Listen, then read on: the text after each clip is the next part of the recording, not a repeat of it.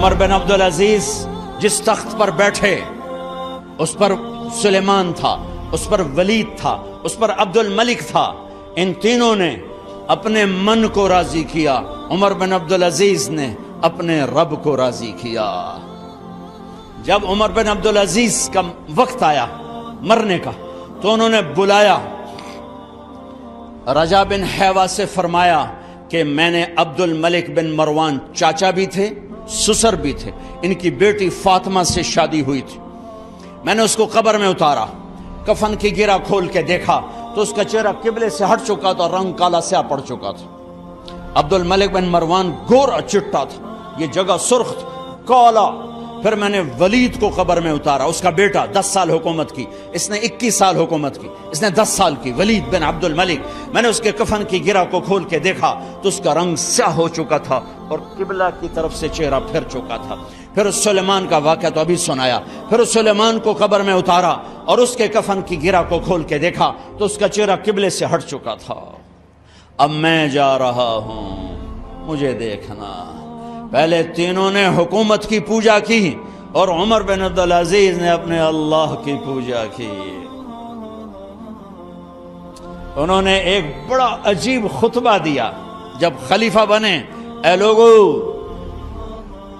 بچپن میں شعر و شاعری کا شوق تھا تو میں شاعر بنا، تھوڑا سا اٹھان ہوئی تو علم کا شوق لگا، میں نے علم حاصل کیا.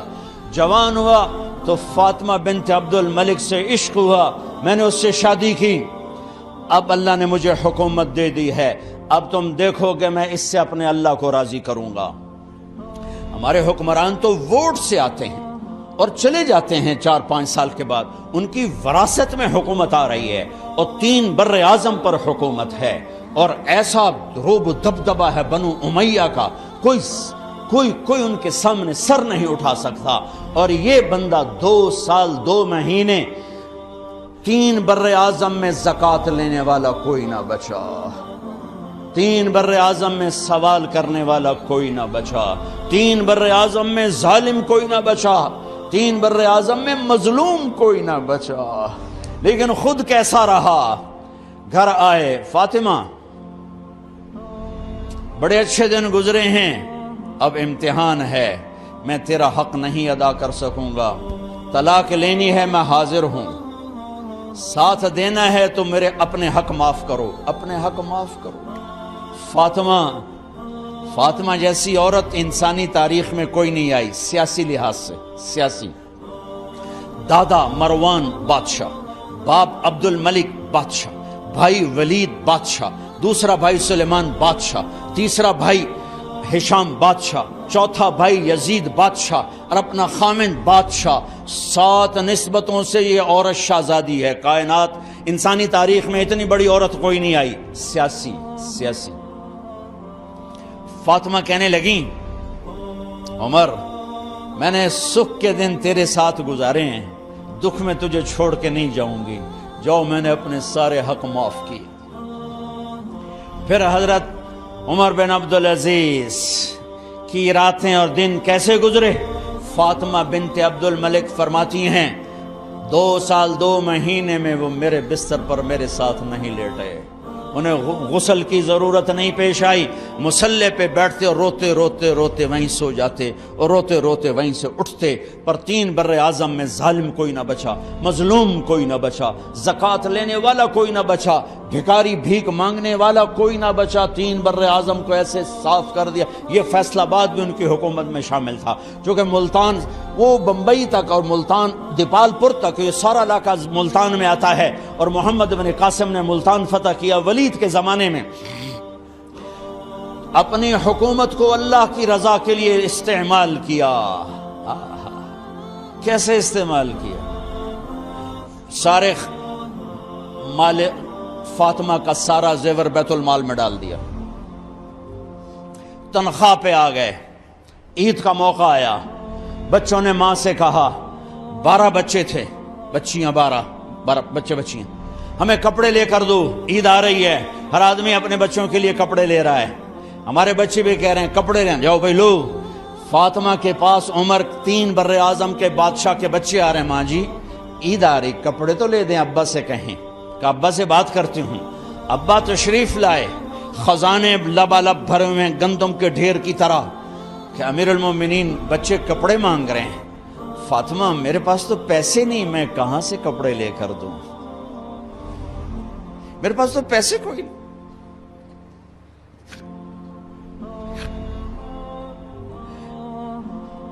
حضرت فاطمہ نے کہا پھر بچوں کا کیا کروں؟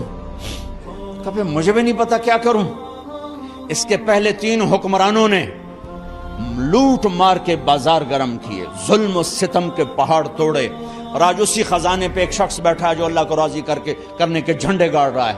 تو فاطمہ نے کہا آپ ایسا کریں، اگلے مہینے کی تنخواہ ایڈوانس لے لیں، اس سے میں اپنے بچوں کو کپڑے لے دیتی ہوں، اور گھر کا خرچہ میں مزدوری کر کے گھر کی روٹی چلا لوں گی. ارے اپنی تاریخ پڑھو، صرف ڈرامے نہ دیکھتے رہ جاؤ، صرف گانے نہ سنتے رہ جاؤ. اور بھی دکھ ہیں زمانے میں محبت کے سوا، راحتیں اور بھی ہیں وصل کی راحت کے سوا. انہوں نے اپنے بلایا وزیر خزانہ مزاحم، اپنا ہی غلام. ہاں بھائی مزاحم، ہمیں بچوں کے کپڑے چاہیے، تو اگلے مہینے کی تنخواہ ایڈوانس مل جائے. وہ کہنے لگے امیر المومنین آپ مجھے لکھ کر دے دیں کہ آپ 1 مہینہ زندہ رہیں گے، میں آپ کو تنخواہ دے دیتا ہوں. عمر بن عبدالعزیز سر جھکایا، اٹھے، گھر گئے. فاطمہ میرے بچوں سے کہہ دو کہ تمہارا باپ کپڑے لے کے نہیں دے سکتا. اپنی تاریخ تو دیکھو.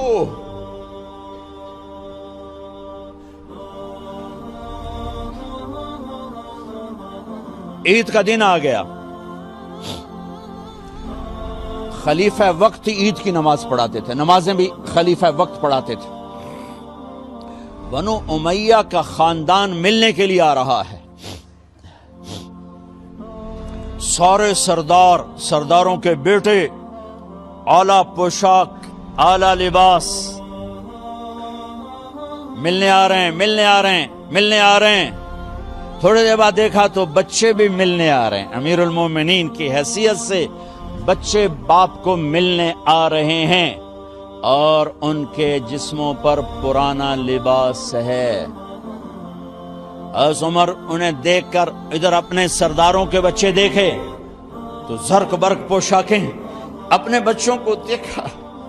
ارے اس باپ سے پوچھو جو سب کچھ کر سکتا ہو اور پھر مٹھی بند کر لے کہ نہیں میں نے حرام کی طرف نہیں جانا. بچوں کو دیکھا تو آنکھیں ڈبا گئیں، آنکھوں میں آنسو آ گئے. فرمایا میرے بچوں آج تمہیں اپنے باپ سے گلہ تو ہوگا کہ آج ہمارے باپ نے کپڑے ہی نہ لے کے دیے. ان کے ایک بیٹے ہیں عبد الملک، ان سے بھی 4 ہاتھ آگے تھے، ان سے پہلے ہی فوت ہو گئے تھے. کہنے لگے ابا جان آپ کو مبارک ہو، آپ نے قومی خزانے میں بددیانتی نہیں کی ہے، آپ کو مبارک ہو. آج ہمارا سر بلند ہے، ہم شرمندہ نہیں ہیں، ہم شرمندہ نہیں ہیں. انسانوں کو کپڑوں پہ نہیں تولا جاتا. آج کا میرا دیس کمالدار اتنا فقیر ہو گیا ہے، اتنا چھوٹا ہو گیا ہے کہ وہ اپنا تعارف کروانے کے لیے 50 لاکھ کی گھڑی لیتا ہے، 6 لاکھ کا جوتا لیتا ہے. آج کی بیگم اتنی چھوٹی ہو گئی ہے کہ اپنے قد کو بڑا کرنے کے لیے وہ 10 لاکھ کا ہینڈ بیگ لیتی ہے کہ دیکھو میرا بیگ 10 لاکھ کا ہے. ارے میری بہن تو 10 ٹکے کی بھی نہیں رہی اگر تو نے بیگ سے اپنے آپ کو بڑا بنایا. او میرے دوست تو 2 ٹکے کا نہیں ہے اگر تو 10 لاکھ کے جوتے اور 50 لاکھ کی گاڑی سے 50 لاکھ کی گھڑی سے اگر تو بڑا بننا چاہتا ہے. ارے اس دھوکے سے نکلو. برینڈڈ کہاں جا رہے ہو؟ جب تم اپنی ذات میں بے قیمت ہو تو رب ذوالجلال کی قسم تمہاری گھڑیاں، تمہارے بیگ، تمہاری گاڑیاں، تمہارے بنگلے تمہاری عزت کو بڑھا نہیں سکتے۔ ابا جان آج ہمارا ساڈا ایتھے سر آ گیا، سانو آج ساڈی عید ہو گئی کہ ساڈے ابے آج خیانت نہیں کی تھی۔ آج ہم خوشی سے بلند ہیں کہ ہمارے باپ نے بددیانتی نہیں کی۔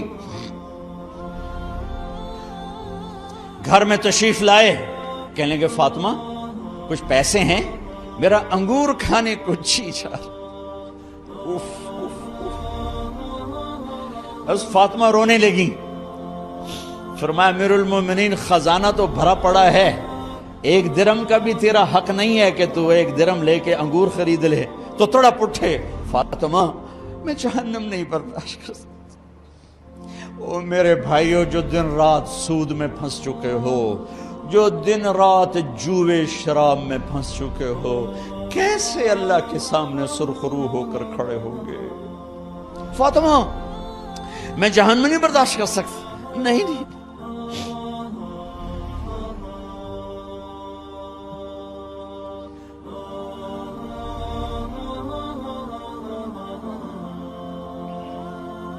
ایک رات گھر میں تشریف لائے، بچیاں بیٹیاں،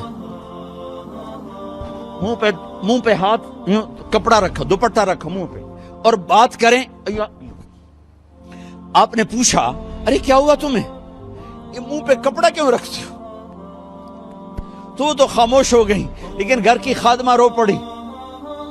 کہا امیر المومنین آج آپ کی بیٹیوں نے کچا پیاز توڑ کے اس سے روٹی کھائی، سالن کوئی ارے مسری دی دال ہی کوئی نہیں ہے، پیاز، کچے پیاز نہ روٹی۔ آج ساڈا مزدور جڑا کوئی نہ کوئی چٹنی بنا بند ہے، 3 بر اعظم دے بادشاہ دیاں دھیاں ہے کچے وصلہ نہ روٹی بیٹھیاں کھاندیاں۔ اور میرے آج کا تاجر کہتا ہے جھوٹ نہ بولوں تو کاروبار کیسے کروں، میرا افسر کہتا ہے رشوت نہ لوں تو گزارا کیسے کروں۔ تو عمر بن عبدالعزیز پھس پہ ہچکیوں کے ساتھ روئے کہ میری بچیوں میں تمہیں بڑے اچھے کھانے کھلا سکتا ہوں پر میں جہنم کی آگ برداشت نہیں کر سکتا۔ بھائیو اس بندے نے اپنے آپ کو ذبح کر دی، اللہ کو راضی کرنے کے لیے ذبح کر دی، اپنی ذات کو، اپنے جذبات کو، اپنے احساسات کو۔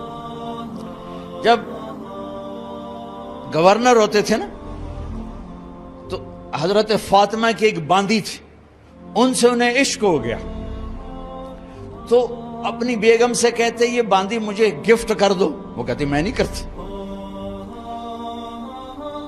جب یہ خلیفہ بنے کئی دفعہ ان سے کہتے مجھے ہدیہ کر دو، مجھے دے دو، وہ کہتے میں نہیں دیتی، میں نہیں دیتی۔ جب یہ خلیفہ بنے تو ان کی بیگم نے اس باندی کو نہلایا، خوبصورت زیورات سے سجایا، عالی شان میک اپ کیا اور اس کا ہاتھ پکڑ کے لائی، امیر المومنین یہ آپ کی خدمت میں گفٹ ہے۔